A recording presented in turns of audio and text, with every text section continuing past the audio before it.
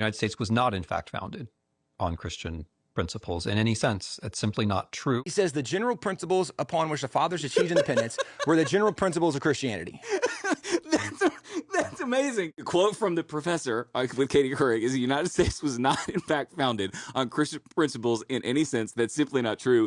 Then John Adams, who founded the nation, is saying the general principles on which the fathers achieved independence were the general principles of Christianity. Yeah, that painting is known as the first prayer in Congress. Bro, these guys are on their knees. Okay. Praying. Right. Like literally, if you've ever been to a prayer meeting, that's what it looks like.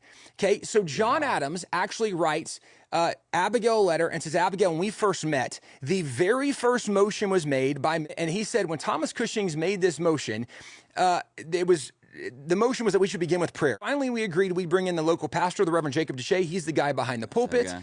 And he led us in prayer. So this is literally in the records of Congress. Now, when he shows up, it's the next morning. So this painting is from September 7th, 1774.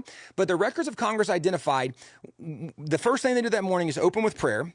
And then there's a gap in the schedule. And the next thing that happens is more than 2 hours later, because the opening prayer lasted for 2 hours. They prayed for 2 hours. The guys who were there, chills down my spine. The guys who were there, literally, it's in their journals, it's in their writings. But John writes Abigail and says, Abigail, when we first met Thomas, Brother Jacob Duché, he comes up to pray and he opens the Book of Common Prayer, which was the Anglican prayer book written back. And he began reading some of the prayers, but then he broke out in extemporaneous prayers.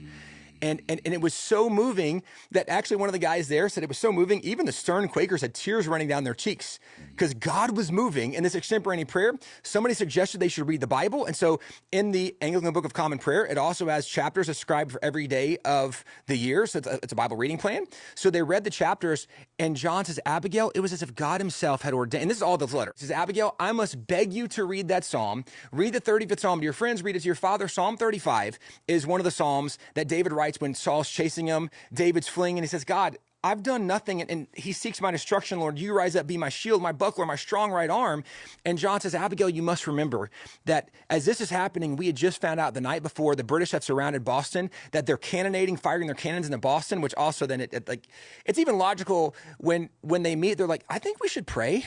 Like, we're literally under attack from the most powerful military in the world.